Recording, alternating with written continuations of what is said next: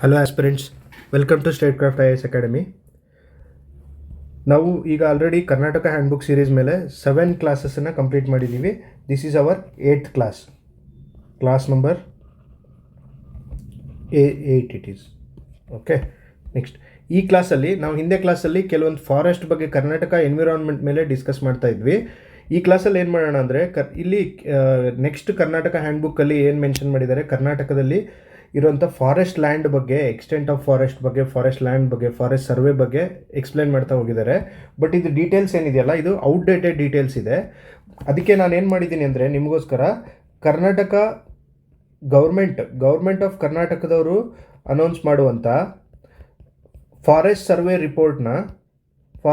Report of 2023 and 24ನ ಕಂಪ್ಲೀಟಾಗಿ study ಮಾಡಿ ನಿಮಗೆ ಎಕ್ಸಾಮಿಗೆ ಏನು ಕಂಟೆಂಟ್ ಬೇಕೋ ಅದನ್ನು ಮಾತ್ರ ಇದರಲ್ಲಿ ಕೊಡೋಕ್ಕೆ ಪ್ರಯತ್ನ ಮಾಡಿದ್ದೀನಿ.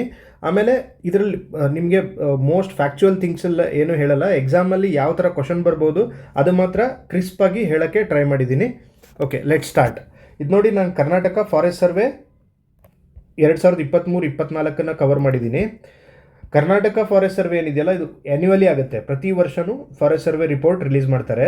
But Indian forest survey of ಇಂಡಿಯಾದ್ದು ರಿಪೋರ್ಟ್ ಏನಿದೆಯಲ್ಲ, ಇದು ಬೈ ಆ್ಯನ್ಯುವಲ್ ಇರುತ್ತೆ. 2 ವರ್ಷಕ್ಕೊಮ್ಮೆ ರಿಪೋರ್ಟ್ ರಿಲೀಸ್ ಮಾಡ್ತಾರೆ. ಸೊ ಈಗ ನಾವು ಕರ್ನಾಟಕ ಫಾರೆಸ್ಟ್ ಸರ್ವೆನ ನೋಡೋಣ. 2023-24 ಏನು ಫ್ಯಾಕ್ಟ್ಸ್ ಇದೆ, ಏನಿದೆ ಅಂತ.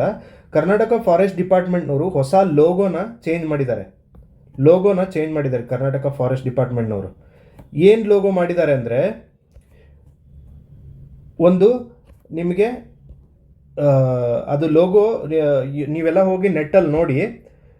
ಆ ಲೋಗೋದಲ್ಲಿ ಏನೇನಿದೆ ಅಂದರೆ, ಕರ್ನಾಟಕ ಬರ್ಡ್ ಬಗ್ಗೆ ಮೆನ್ಷನ್ ಮಾಡಿದ್ದಾರೆ, ಕರ್ನಾಟಕ ಟ್ರೀ ಬಗ್ಗೆ ಮೆನ್ಷನ್ ಇದೆ, ಕರ್ನಾಟಕ ಆ್ಯನಿಮಲ್ ಬಗ್ಗೆ ಇದೆ, ಕರ್ನಾಟಕ ಬಟರ್ಫ್ಲೈ ಇದೆಯಲ್ಲ, ಕರ್ನಾಟಕ ಸ್ಟೇಟ್ ಬಟರ್ಫ್ಲೈ ಅದಿದೆ.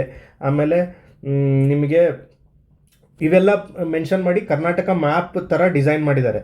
ಇದನ್ನು ಡಿಸೈನ್ ಮಾಡಿದ್ದು ಯಾರು ಅಂದರೆ ಶಮಂತ್ ಗೋರೂರ್ ಅನ್ನೋರು. ಸೊ ಈ ಹೆಸರು ಕೇಳ್ಬೋದು. Karnataka forest department recently released it's new logo.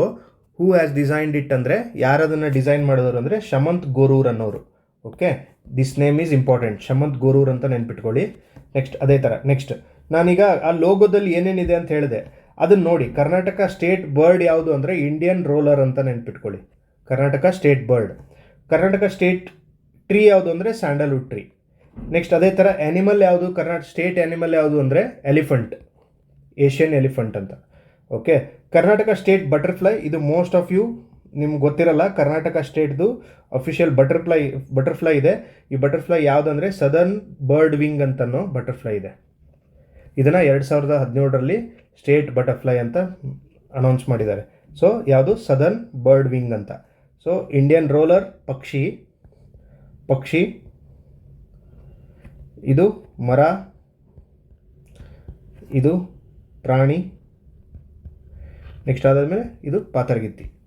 Okay, next ಅದೇ ಥರ ಈ 2023-24 ನಾನು forest survey, Karnataka forest survey ಹೇಳಿದ್ನಲ್ಲ, ಅದರದ್ದು ಮೇನ್ ಥೀಮ್ ಯಾವುದಿದೆ ಅಂದರೆ ಇಂಡಿಯನ್ ಸ್ಪ್ಯಾರೋ ಬಗ್ಗೆ ಇದೆ. ಅಂದರೆ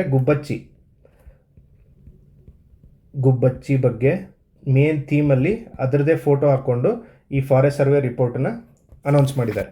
ಓಕೆ, ಇದ್ರ ಪ್ರಕಾರ ಕರ್ನಾಟಕ ಫಾರೆಸ್ಟ್ ಸರ್ವೆ 2023-24 ಪ್ರಕಾರ ಕರ್ನಾಟಕದಲ್ಲಿ ಟೋಟಲ್ ಫಾರೆಸ್ಟ್ ಏರಿಯಾ ಎಷ್ಟಿದೆ ಅಂದರೆ 40,649 ಸ್ಕ್ವೇರ್ ಕಿಲೋಮೀಟರ್ ಇದೆ ಅಂತ ನೆನ್ಪಿಟ್ಕೊಳ್ಳಿ. ಅಜ್ಮಾಸ್ ನಿಮಗೆ 40,000 ಸ್ಕ್ವೇರ್ ಕಿಲೋಮೀಟರ್ ಇದೆ ಅಂತ ನೆನ್ಪಿಟ್ಕೊಳ್ಳಿ. 40,000 ಸ್ಕ್ವೇರ್ ಕಿಲೋಮೀಟರ್ ಇದೆ ನೆನ್ಪಿಟ್ಕೊಳ್ಳಿ. ನೀವು ಯಾರಿಗೆ ಗೊತ್ತು, ಅವ್ರು ಕ್ವಶನ್ ಟಫ್ ಮಾಡಬೇಕು ಅಂದರೆ ಈ ಥರದ ಫ್ಯಾಕ್ಚುಯಲ್ಸ್ ಥಿಂಗ್ಸ್ ಕೇಳ್ಬೋದು. ಜಸ್ಟ್ 40K ಅಂತ ನೆನ್ಪಿಟ್ಕೊಳ್ಳಿ ಅಷ್ಟೇ. ಓಕೆ, ಟೋಟಲ್ ಫಾರೆಸ್ಟ್ ಕವರ್ ಎಷ್ಟಿದೆ ಕರ್ನಾಟಕದಲ್ಲಿ ಅಕಾರ್ಡಿಂಗ್ ಟು ದಿಸ್ ಸರ್ವೆ ಅಂತ ಕೇಳಿದಾಗ 21.19%. ಓಕೆ, ನೆಕ್ಸ್ಟ್ ಇದೆಲ್ಲ ಡೇಟಾ ಇಂಪಾರ್ಟೆಂಟ್ ಆಗುತ್ತೆ ನಿಮಗೆ. 21.19% according to 2023-24 data. Okay, next ಇದೊಂದು ಪಾಯಿಂಟ್ ಇಂಪಾರ್ಟೆಂಟ್ ಇದೆ. ಕರ್ನಾಟಕದಲ್ಲಿರೋ ಫಾರೆಸ್ಟನ್ನು ಡಿಫ್ರೆಂಟ್ ಟೈಪ್ ಆಫ್ ಫಾರೆಸ್ಟ್ ಆಗಿ ಡಿವೈಡ್ ಮಾಡಿದ್ದಾರೆ. ಅದರಲ್ಲಿರೋ ಫಾರೆಸ್ಟ್ಗಳನ್ನ ಏರಿಯಾ ವೈಸ್ ನೀವು ಡಿಕ್ರೀಸಿಂಗ್ ಆರ್ಡ್ರಲ್ಲಿ ಬರೀರಿ ಅಥವಾ ಇನ್ಕ್ರೀಸಿಂಗ್ ಆರ್ಡ್ರಲ್ಲಿ ಬರೀರಿ ಅಂತ ಕ್ವಶನ್ ಕೇಳ್ತಾರೆ. ಅಂದರೆ ಬರೀರಿ ಇನ್ ದ ಸೆನ್ಸ್ ಟಿಕ್ ಮಾಡಿ ಅಂತ. ಓಕೆ, ಅತಿ ಹೆಚ್ಚು ಯಾವ ಕಾಡಿದೆ ಅಂದರೆ ರಿಸರ್ವ್ಡ್ ಫಾರೆಸ್ಟ್ ಜಾಸ್ತಿ ಇದೆ. ಇದರದ್ದು ನಂಬರ್ ಎಲ್ಲ ಬೇಡ, ನಿಮಗೆ ತುಂಬ ಕನ್ಫ್ಯೂಸ್ ಆಗುತ್ತೆ. ಸೊ ರಿಸರ್ವ್ಡ್ ಫಾರೆಸ್ಟ್ ಜಾಸ್ತಿ ಇದೆ. ಅದಾದಮೇಲೆ ನೋಟಿಫೈಡ್ ಫಾರೆಸ್ಟ್ ಆರ್ ಅನ್ಕ್ಲಾಸಿಫೈಡ್ ಫಾರೆಸ್ಟ್, ಇದು ಡಿಫ್ರೆಂಟ್ ಕ್ಯಾರೆಕ್ಟರ್ಸೇ, ಬಟ್ ಎರಡರದ್ದು ಡೇಟಾ ಸೇಮ್ ಇದೆ. ಇದು ನೋಟಿಫೈಡ್ ಫಾರೆಸ್ಟ್ ಆಲ್ಸೋ ಸೇಮ್ ಇದೆ, ಇದನ್ನು ಕ್ಲಾಸಿಫೈಡ್ ಫಾರೆಸ್ಟ್ ಕೂಡ ಸೇಮ್ ಇದೆ. ಸೊ ಹಾಗಾಗಿ ಇವೆರಡರಲ್ಲಿ ಯಾವ್ದು ಬಂದ್ರೂ ರಿಸರ್ವ್ಡ್ ಫಾರೆಸ್ಟ್ ಆದಮೇಲೆ ಅತಿ ಹೆಚ್ಚು ಲ್ಯಾಂಡ್ ಇರೋದು, ಫಾರೆಸ್ಟ್ ಲ್ಯಾಂಡ್ ಇರೋದು ಇವೆರಡರದ್ದು. ಅದಾದಮೇಲೆ ಬರೋದೇ ಫಾರೆಸ್ಟ್ ಪ್ರೊಟೆಕ್ಟೆಡ್ ಲ್ಯಾಂಡ್ ಅಂತ, ಪ್ರೊಟೆಕ್ಟೆಡ್ ಫಾರೆಸ್ಟ್ ಅಂತ. ಓಕೆ, ಈಗ ಯೂಶ್ವಲಿ ನಾವು ಟಿಕ್ ಮಾಡಬೇಕಾದ್ರೆ ರಿಸರ್ವ್ಡ್ ಫಾರೆಸ್ಟ್ ಆದಮೇಲೆ ನಾವು ಪ್ರೊಟೆಕ್ಟೆಡ್ ಫಾರೆಸ್ಟನ್ನು ಟಿಕ್ ಮಾಡ್ತೀವಿ. ಅದಕ್ಕೆ ನಾನು ಇಲ್ಲಿ ಬೇಕು ಅಂತಲೇ ಇದು ಮೆನ್ಷನ್ ಮಾಡಿದ್ದೀನಿ. ಸೊ ನಿಮಗೆ ರಿಸರ್ವ್ಡ್ ಫಾರೆಸ್ಟ್ ಆದಮೇಲೆ ನೀವು ನೋಟಿಫೈಡ್ ಆರ್ ಅನ್ಕ್ಲಾಸಿಫೈಡ್ ಫಾರೆಸ್ಟನ್ನು ನೆನಪಿಟ್ಕೊಳ್ಳಿ. ಅದಾದಮೇಲೆ ಥರ್ಡ್ ಒನ್ ಯಾವುದಿದೆ, ಪ್ರೊಟೆಕ್ಟೆಡ್ ಫಾರೆಸ್ಟ್ ಇದೆ. Fourth one village forest. Fifth one is private forest ಅಂತ. Okay, last fifth one is private forest. ಇದು ನೆನಪಿರಲಿ ನಿಮಗೆ. ಸೊ ಅತಿ ಕಡಿಮೆ ಪ್ರೈವೇಟ್ ಫಾರೆಸ್ಟ್ ಇದೆ ಅಂತ ನೆನಪಿರಲಿ.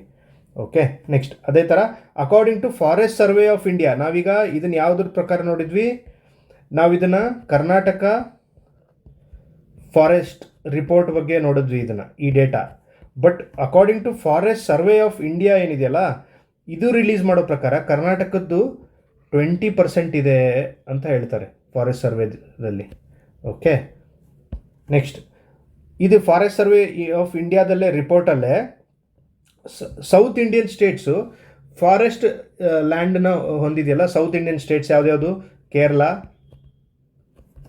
ತಮಿಳ್ನಾಡು, ಕರ್ನಾಟಕ, ಆಂಧ್ರ, ತೆಲಂಗಾಣ, ಮಹಾರಾಷ್ಟ್ರ, ಇವೆಲ್ಲದರಲ್ಲಿ ನೀವು ಅರೇಂಜ್ ಅಂತ ಕೇಳ್ಬೋದು. ಯಾವುದು ಅತಿ ಹೆಚ್ಚು ಕಾಡನ್ನು ಹೊಂದಿದೆ, ಯಾವುದು ಕಡಿಮೆ ಹೊಂದಿದೆ ಅಂತ ಅರೇಂಜ್ ಇನ್ ಕ್ರೊನಾಲಜಿಕಲ್ ಆರ್ಡರ್ ಅಂತ ಕ್ವಶನ್ ಕೇಳ್ಬೋದು. ಸೊ ಆ ಥರ ಕೇಳಿದರೆ ಅತಿ ಹೆಚ್ಚು ಕಾಡು ಸೌತ್ ಇಂಡಿಯಾದಲ್ಲಿ ಕೇರಳದಲ್ಲಿದೆ. Okay, next Tamil Nadu. ಕೇರಳ ಆದಮೇಲೆ ತಮಿಳ್ನಾಡಲ್ಲಿ ಅತಿ ಹೆಚ್ಚಿದೆ. ಅದಾದಮೇಲೆ ಥರ್ಡ್ ಪ್ಲೇಸಲ್ಲಿ ಕರ್ನಾಟಕ ಇದೆ. ಸೌತ್ ಇಂಡಿಯಾದಲ್ಲಿ ಥರ್ಡ್ ಪ್ಲೇಸಲ್ಲಿ ಕರ್ನಾಟಕ ಇದೆ. ಇದನ್ನು ನೆನ್ಪಿಟ್ಕೊಳ್ಳಿ, ಇದನ್ನು ಕೇಳಿದ್ರು ಕೇಳ್ತಾರೆ. ಸೊ ಫೋರ್ತ್ ಪ್ಲೇಸಲ್ಲಿ ತೆಲಂಗಾಣ, ಆಮೇಲೆ ಆಂಧ್ರ, ಆಮೇಲೆ ಮಹಾರಾಷ್ಟ್ರ ಲಾಸ್ಟಿಗಿದೆ. ಓಕೆ, ಇದನ್ನು ನೆನಪಿಟ್ಕೊಳ್ಳಿ. ಈ ಥರದ ಕ್ವಶನ್ಸ್ ಫ್ರೇಮ್ ಆಗುತ್ತೆ. ಸೌತ್ ಇಂಡಿಯಾದಲ್ಲಿರೋ ಸ್ಟೇಟ್ಸನ್ನ according to their forest area arrange ಮಾಡಿ ಅಂತ ಕೇಳ್ತಾರೆ. ಓಕೆ, ಆಮೇಲೆ ಇಲ್ಲಿ ಇನ್ನೊಂದು ಪಾಯಿಂಟ್ ಇದೆ ನೋಡಿ, ಕೇರಳದೊಂದೇ ಸ್ಪೆಷಲಿ ಯಾಕೆ 54% ಆಫ್ ಕೇರಳ ಏನಿದೆ ಅಂದರೆ ಕಾಡೇ ಇದೆ ಪೂರ್ತಿ. ಸೊ ಕೇರಳ ರಾಜ್ಯದ 54% ಏನು ಜಾಗ ಇದೆಯಲ್ಲ ಅದು ಕಾಡೇ ಇದೆ. ಇದು ಯಾಕೆ ಈ ಪಾಯಿಂಟ್ ಇಂಪಾರ್ಟೆಂಟ್ ಆಗುತ್ತೆ ಅಂದರೆ, ನ್ಯಾಷನಲ್ ಫಾರೆಸ್ಟ್ ಪಾಲಿಸಿ ಅಂತ ಒಂದಿದೆ, ನ್ಯಾಷನಲ್ ಫಾರೆಸ್ಟ್ ಪಾಲಿಸಿ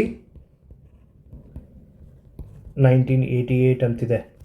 ಈ ಪಾಲಿಸಿ ಪ್ರಕಾರ ಏನು ಹೇಳುತ್ತೆ ಈ ಪಾಲಿಸಿ ಅಂದರೆ, ಪ್ರತಿ ರಾಜ್ಯಗಳು ಏನು ಅಂದರೆ ಆ ರಾಜ್ಯಗಳ ವಿಸ್ತೀರ್ಣದ 33% ಕಾಡನ್ನು ಹೊಂದಿರಬೇಕು ಅಂತ ಇದು ಹೇಳುತ್ತೆ, ಈ ಪಾಲಿಸಿ ಹೇಳುತ್ತೆ. ಸೊ ಭಾರತದ 33% ಕಾಡಿರಬೇಕು ಅನ್ನೋದು ಇದರ ಭಾರತದ್ದು ಕೂಡ. ಆಮೇಲೆ ಟೋಟಲ್ ಎಲ್ಲ ರಾಜ್ಯಗಳು ಕೂಡ ಇದನ್ನು ರೂಲ್ಸ್ ಫಾಲೋ ಮಾಡಬೇಕು ಅಂತ ಹೇಳುತ್ತೆ. ಸೊ ಈ ಟಾರ್ಗೆಟನ್ನು ರೀಚ್ ಆಗಿರೋ ಒಂದೇ ಒಂದು ಸ್ಟೇಟ್ ಯಾವುದು ಅಂದರೆ ಅದು ಕೇರಳ. ಸೊ ಇಲ್ಲಿ 54% ಏನಿದೆ ಕಾಡೇ ಇದೆ. ಸೊ ಹಾಗಾಗಿ Kerala has reach it's commitment. Okay, next ಇದು ಓನ್ಲಿ ಒನ್ ಸ್ಟೇಟ್ ಇದೆ. ಈ ಥರ ಫ್ರೇಮ್ ಆದರೂ ಆಗ್ಬೋದು ನಿಮಗೆ question. Okay, next Karnataka state forest academy ಎಲ್ಲಿದೆ ಅಂತ ಕ್ವಶನ್ ಕೇಳ್ತಾರೆ. ಈ ಥರದ ಕ್ವಶನ್ಸ್ ಪ್ಲೇಸಸ್ ಎಲ್ಲ ಕ್ವಶನ್ಸ್ ಕೇಳ್ತಿದ್ದಾರೆ ರೀಸೆಂಟಾಗಿ. ಸೊ ಗುಂಗರಗಟ್ಟಿ, ಧಾರವಾಡ ಅನ್ನೋ ಒಂದು ಜಾಗದಲ್ಲಿ ಕರ್ನಾಟಕ ಫಾರೆಸ್ಟ್ ಅಕಾಡೆಮಿ ಇದೆ ಅಂತೆ. Okay, next Karnataka forest technical and administrative training institute ಎಲ್ಲಿದೆ ಅಂದರೆ, technical and administrative training institute ಬೆಂಗಳೂರಲ್ಲಿದೆ. ಓಕೆ, ನೆಕ್ಸ್ಟ್ ಆಮೇಲೆ ಕರ್ನಾಟಕ ಫಾರೆಸ್ಟನ್ನು ಮ್ಯಾನೇಜ್ ಮಾಡೋದಕ್ಕೆ ಕೆಲವೊಂದು ಆ್ಯಕ್ಟ್ಸ್ಗಳನ್ನು ಮೆನ್ಷನ್ ಮಾಡಿದ್ದಾರೆ. ಆ ಆ್ಯಕ್ಟ್ಸ್ ಯಾವ್ದ್ಯಾವುದು ಅಂತ ನೀಟಾಗಿ ನೋಡಿ, ಅದರದ್ದು ಇಸ್ವಿಗಳು ಕೂಡ ನೀಟಾಗಿ ನೋಡ್ಕೊಳ್ಳಿ. ಇದನ್ನು ಯಾವ ಇಸ್ವಿಲಿ ಬಂದಿದೆ ಅಂತಲೂ ಕೇಳ್ಬೋದು. So Karnataka forest act 1963 is the earliest act in Karnataka. Okay, related to forest.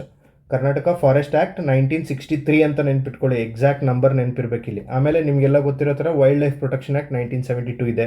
ಆಮೇಲೆ ಇದೊಂದು ಕರ್ನಾಟಕ ರಿಲೇಟೆಡ್ ಇದೆ, ಇದನ್ನು ಕೂಡ ನೆನ್ಪಿಟ್ಕೊಳ್ಳಿ. Karnataka preservation of trees act, preservation ಮರಗಳ ಸಂರಕ್ಷಣೆಗಾಗಿ ತಂದಂಥ ಕಾಯ್ದೆ 1976ರಲ್ಲಿ ತಂದಿದ್ದಾರೆ. ಆಮೇಲೆ forest conservation act, this is also important, ಇದು ನ್ಯಾಷನಲ್ ಲೆವೆಲಲ್ಲಿ ಕೂಡ ಇಂಪಾರ್ಟೆಂಟ್, ಇದು ನೆನ್ಪಿಟ್ಕೊಳ್ಳಿ. ಆಮೇಲೆ ಎನ್ವಿರಾನ್ಮೆಂಟಲ್ ಪ್ರೊಟೆಕ್ಷನ್ ಆ್ಯಕ್ಟ್ 1986, ಇದಂತೂ ನಿಮ್ಗೆ ಗೊತ್ತಿರುತ್ತೆ. ಇಂಡಿಯನ್ ಎನ್ವಿರಾನ್ಮೆಂಟ್ ಓದಬೇಕಾದ್ರೆ ಡೀಟೇಲಾಗಿ ಓದಿರ್ತೀರ. ದಿಸ್ ಈಸ್ ಅಂಬ್ರೆಲಾ ಆ್ಯಕ್ಟ್, ಅಂದರೆ ಇದ್ರ ಕೆಳಗಡೆ ಸುಮಾರು ಆ್ಯಕ್ಟ್ಗಳು ಬಂದು ಮರ್ಜ್ ಆಗಿದೆ, ಸುಮಾರು ಪ್ರೋಗ್ರಾಮ್ಗಳು ಎನ್ವಿರಾನ್ಮೆಂಟಲ್ ಪ್ರೊಟೆಕ್ಷನ್ ಆ್ಯಕ್ಟ್ 1986 ಅಂಡರಲ್ಲೇ ರನ್ ಆಗುತ್ತೆ.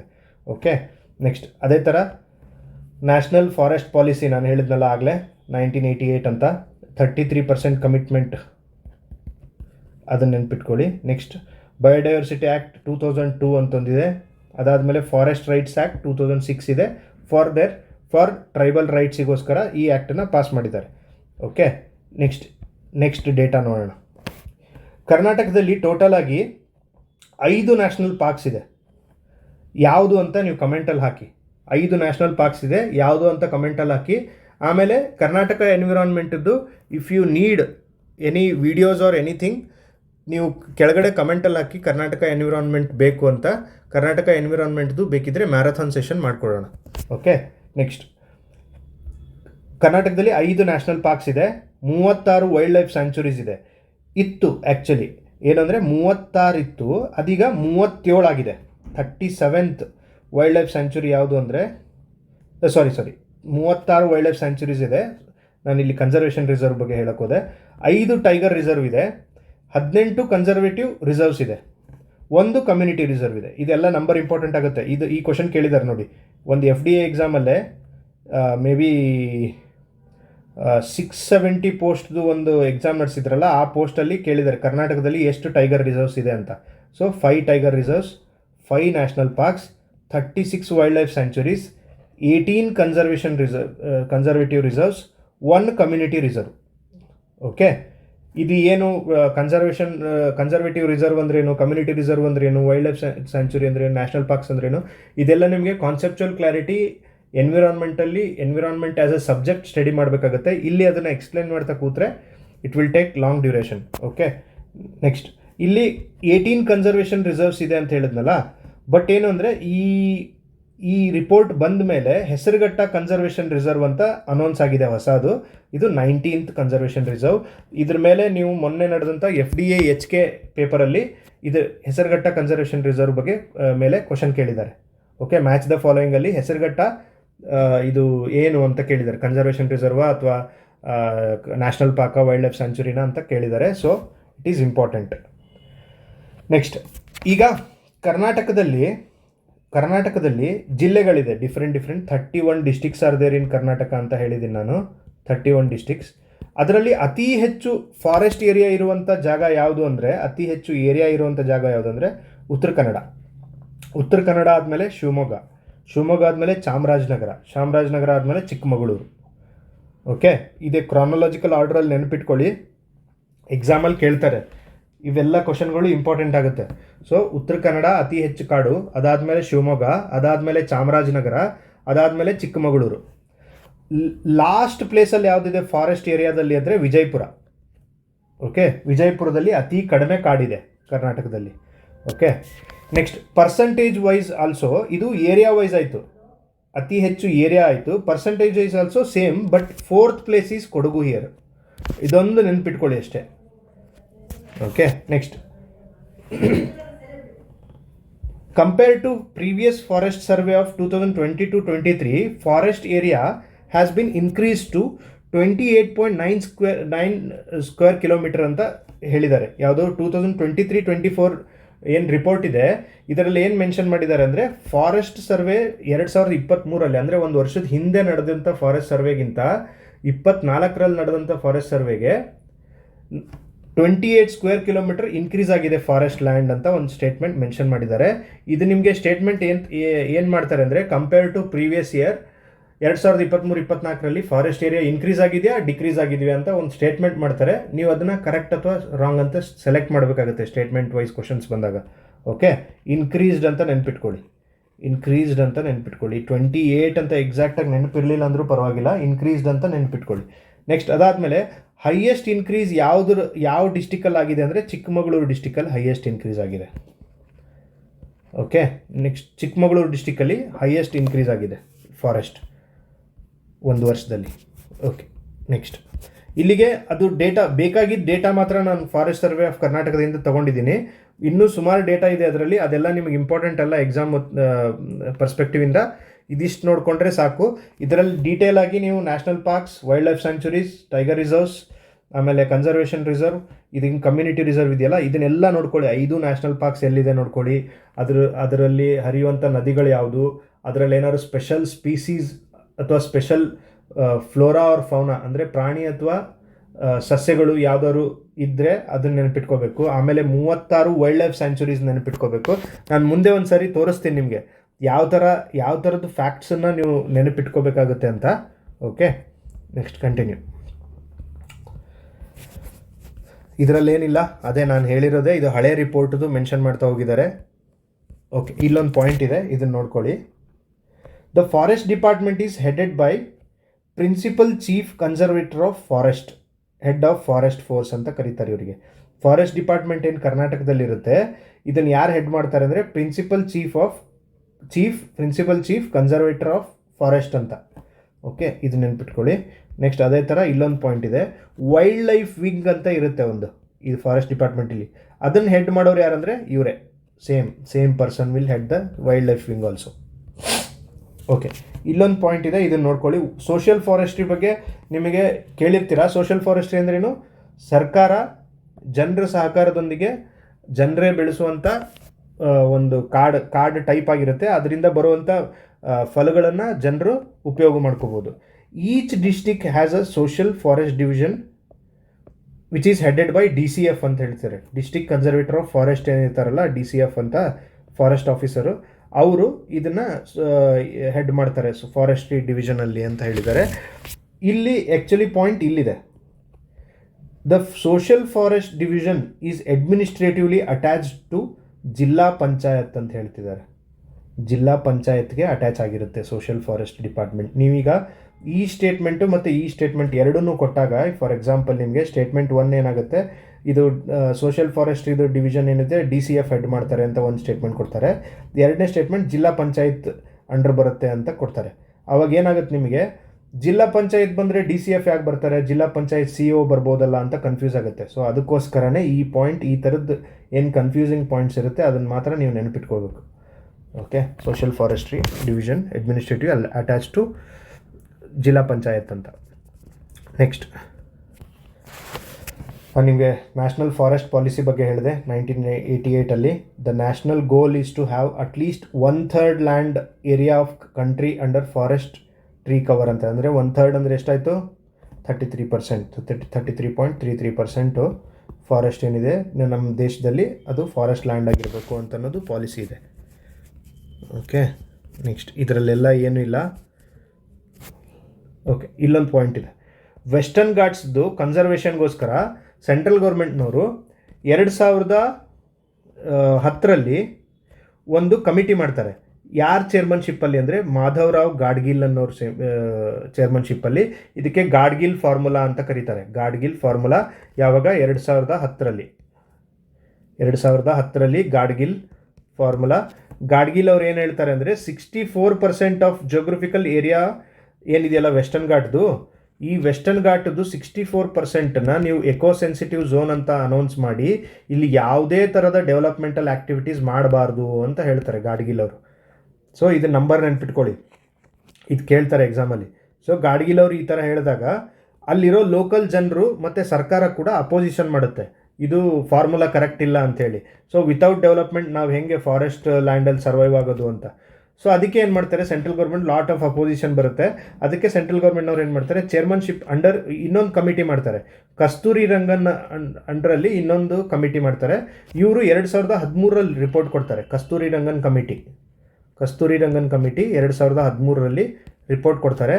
ಅವ್ರೇನು ಹೇಳ್ತಾರೆ ಅಂದರೆ 64% ಬೇಡ, 37% ಆಫ್ ವೆಸ್ಟರ್ನ್ ಘಾಟ್ಸ್ ಏನಿದೆಯಲ್ಲ ಅದನ್ನು 37%ನ ನಾವು ಎಕೋ ಸೆನ್ಸಿಟಿವ್ ಝೋನ್ ಅಂತ ಅನೌನ್ಸ್ ಮಾಡೋಣ, ಎಕೋ ಸೆನ್ಸಿಟಿವ್ ಏರಿಯಾ ಅಂತ ಅನೌನ್ಸ್ ಮಾಡಿ ಡೆವಲಪ್ಮೆಂಟಲ್ ಆ್ಯಕ್ಟಿವಿಟೀಸ್ ಆ ಏರಿಯಾದಲ್ಲಿ ಮಾಡೋದು ಬೇಡ ಅಂತ ಅನೌನ್ಸ್ ಮಾಡ್ತಾರೆ. ಸೊ ಇದು ಕೂಡ ಅಪೋಸಿಷನ್ ಇದೆ. ಸೊ ಇದನ್ನು ಕೂಡ ಎಕ್ಸೆಪ್ಟ್ ಮಾಡ್ಕೊಂಡಿಲ್ಲ ಯಾವ ಸ್ಟೇಟ್ಗಳು ಕೂಡ. ಓಕೆ, ಗಾಡ್ಗಿಲ್ ಫಾರ್ಮುಲಾ ನೆನ್ಪಿಟ್ಕೊಳ್ಳಿ, 64 ಹೇಳ್ತಾರೆ. ಕಸ್ತೂರಿ ರಂಗನ್ ಫಾರ್ಮುಲಾದಲ್ಲಿ 37% ಅಂತಾರೆ. ಓಕೆ, ನೆಕ್ಸ್ಟ್ ಇಲ್ಲಿ ನಿಮಗೆ ಕೆಲವೊಂದು national parks wild life sanctuaries ಬಗ್ಗೆ ಇನ್ಫಾರ್ಮೇಷನ್ ಕೊಟ್ಟಿದ್ದಾರೆ. ನಾನು ಇದರಲ್ಲಿ ಡೀಪ್ ಹೋಗಲ್ಲ, ಬಟ್ ನಿಮ್ಗೆ ಯಾವ ಥರದ ಫ್ಯಾಕ್ಟ್ಸನ್ನು ನೆನಪಿಟ್ಕೋಬೇಕಾಗುತ್ತೆ ನೀವು ಇಲ್ಲಿ ಅನ್ನೋದಷ್ಟು ಹೇಳಿ ಈ ಕ್ಲಾಸಲ್ಲಿ ಮುಗಿಸ್ತೀನಿ. ನೆಕ್ಸ್ಟ್ ಕ್ಲಾಸ್ ಮತ್ತೆ ಉಳಿದಿದ್ದ ಫಾರೆಸ್ಟದ ಕೆಲವೊಂದು ಇನ್ಫಾರ್ಮೇಷನ್ ಮಾಡಿ ನೆಕ್ಸ್ಟ್ ಕ್ಲಾಸಲ್ಲಿ ಇಂಟ್ರೊಡಕ್ಷನ್ ಚಾಪ್ಟರ್ ಪೂರ್ತಿ ಮುಗಿಸ್ಬಿಡೋಣ. ಓಕೆ, ನೆಕ್ಸ್ಟ್ ಇದರಲ್ಲಿ ನೋಡಿ ಬೆಂಗಳೂರು ಸರ್ಕಲ್ ಅಂತ ಕೊಟ್ಟಿದ್ದಾರೆ, ಒಂದು ಬನ್ನೇರುಘಟ್ಟ ನ್ಯಾಷನಲ್ ಪಾರ್ಕ್ ಬಗ್ಗೆ ಕೊಟ್ಟಿದ್ದಾರೆ. ಸೊ ಈಗ ಬನ್ನೇರುಘಟ್ಟ ನ್ಯಾಷನಲ್ ಪಾರ್ಕ್ ಕೊಟ್ಟಾಗ ನೀವು ಬನ್ನೇರುಘಟ್ಟದಲ್ಲಿ ಯಾವ್ದಾದ್ರು ನದಿ ಹರಿಯುತ್ತಾ, ಬನ್ನೇರುಘಟ್ಟದಲ್ಲಿ ಮತ್ತೆ ಬೇರೆ ಏನೇನಿದೆ ಅಂತ ವಿಕಿಪೀಡಿಯಾದಲ್ಲಿ ನೋಡಬೇಕಾಗುತ್ತೆ ಒಂದು ಸಾರಿ. ನೆಕ್ಸ್ಟ್ ಅದೇ ಥರ ರಾಮದೇವರ ಬೆಟ್ಟ ವಲ್ಚರ್ ಸ್ಯಾಂಚುರಿ ಅಂತ ಕೊಟ್ಟಿದ್ದಾರೆ ಇಲ್ಲಿ. ಓಕೆ, ಈಗ ಏನು ಕೇಳ್ತಾರೆ ಗೊತ್ತಾ, which of the following wildlife sanctuaries is related to vulture ಅಂತ ಕೇಳಿ ರಾಮದೇವರ ಬೆಟ್ಟ ಅಂತ ಅಷ್ಟೇ ಕೊಡ್ತಾರೆ. ರಾಮದೇವರ ಬೆಟ್ಟ, ಆದಿಚುಂಚನಗಿರಿ, ರಂಗನತಿಟ್ಟು, ಅರಬಿತಿಟ್ಟು ಅಂತ ಕೊಟ್ಬಿಡ್ತಾರೆ. ಸೊ ನೀವು ರಾಮದೇವರ ಬೆಟ್ಟ ಸ್ಪೆಸಿಫಿಕಲಿ ಫಾರ್ ವಲ್ಚರ್ಗೋಸ್ಕರ ಮಾಡಿದ್ದು ಅಂತ ಅನ್ನೋದು ನೆನಪಿರ್ಬೇಕು ನಿಮಗೆ. ಅದೇ ಥರ Adichunchanagiri peacock wild life sanctuary ಇದು. ಓಕೆ, ಪಿಕಾಕ್ ಅನ್ನೋದು ನೆನಪಿಟ್ಕೋಬೇಕು. ಈ ಥರದ್ದು ಸ್ಪೆಷಲ್ ಫೀಚರ್ಸ್ ಏನಿರುತ್ತೆ ಅದನ್ನ ನೆನಪಿಟ್ಕೋಬೇಕಾಗುತ್ತೆ. ಓಕೆ, ನಾನು ಆಗಲೇ ಹೇಳ್ದಂಗೆ ನಿಮ್ಗೇನಾದ್ರು environment related, Karnataka environment related video ಬೇಕಿತ್ತಂದರೆ please comment in comment box. Okay, next ಅದೇ ಥರ ಇಲ್ಲೆಲ್ಲ ಬೇರೆ ಬೇರೆ ಬೇರೆ ಇದೆ, ಅದನ್ನೆಲ್ಲ ನೀವು ನೋಡ್ಕೊಳ್ಳಿ. ಓಕೆ, ಇಲ್ಲಿ ಮೆನ್ಷನ್ ಮಾಡಿದ್ದೀನಿ Ranebennur wildlife sanctuary for black ಬಕ್ಗೋಸ್ಕರ ಇದು ಇದೆ. ಆಮೇಲೆ ದರೋಜಿ ಕರಡಿ ಧಾಮ, ಇದು ಕರಡಿ ರಿಲೇಟೆಡ್ ಇದೆ. 4 ಹಾರ್ನ್ಡ್ ಆ್ಯಂಟಿಲೋಪ್ ಅಂತ Rangayyanadurga 4 horned antelope wildlife sanctuary. ಈಗ which of the following wildlife sanctuaries are specially established to protect 4 horned antelope ಅಂತ ಕ್ವಶನ್ ಕೇಳಿ ರಂಗಯ್ಯನ ದುರ್ಗ, ದರೋಜಿ, ಅತ್ತಿವೇರಿ, ಗುಡೇಕೋಟೆ ಅಂತ ಮೆನ್ಷನ್ ಮಾಡಿಬಿಟ್ರೆ ನಿಮ್ಗೆ ಗೊತ್ತಿಲ್ಲ ಅಂದರೆ ಗೊತ್ತಿಲ್ಲ ಅದಷ್ಟೇ. ಸೊ ಹಂಗಾಗಿ 4 ಹಾರ್ನ್ಡ್ ಆ್ಯಂಟಿಲೋಪ್ ಯಾವುದದು ರಂಗಯ್ಯನ ದುರ್ಗ ಅಂತ ನೆನಪಿರ್ಬೇಕು. ಗುಡೇಕೋಟೆ ಸ್ಲಾತ್ ಬಿಯರ್ಗೋಸ್ಕರ. ಸೊ ಈ ಥರದ ಪಾಯಿಂಟ್ಸು ಇಲ್ಲೆಲ್ಲ ಇದೆ, ನಿಮ್ಗೆ PDF ಅಲ್ಲಿ ಕೊಡ್ತೀನಿ. ಈ PDF ಅಲ್ಲಿ ಇದನ್ನ ಕವರ್ ಮಾಡ್ಕೊಳ್ಳಿ. ಇಲ್ಲಿವರೆಗೂ ಮಾಡಿ ಕ್ಲಾಸ್ ನಿಲ್ಲಿಸೋಣ. ನೆಕ್ಸ್ಟ್ ಕ್ಲಾಸಲ್ಲಿ ಇಂಟ್ರೊಡಕ್ಷನ್ ಚಾಪ್ಟರ್ ಏನಿದೆಯಲ್ಲ ಇದನ್ನ ಕಂಪ್ಲೀಟ್ ಮಾಡಿಬಿಡೋಣ. ಓಕೆ, ನಿಮ್ಗೆ ಈ ವಿಡಿಯೋ ಇಷ್ಟ ಆಗ್ತಿದ್ರೆ ಪ್ಲೀಸ್ ಲೈಕ್ ಮಾಡಿ, ಮತ್ತು ಏನಾದ್ರು ಸಜೆಷನ್ಸ್ ಇದ್ದರೆ ಕಮೆಂಟ್ ಮಾಡಿ. Thank you.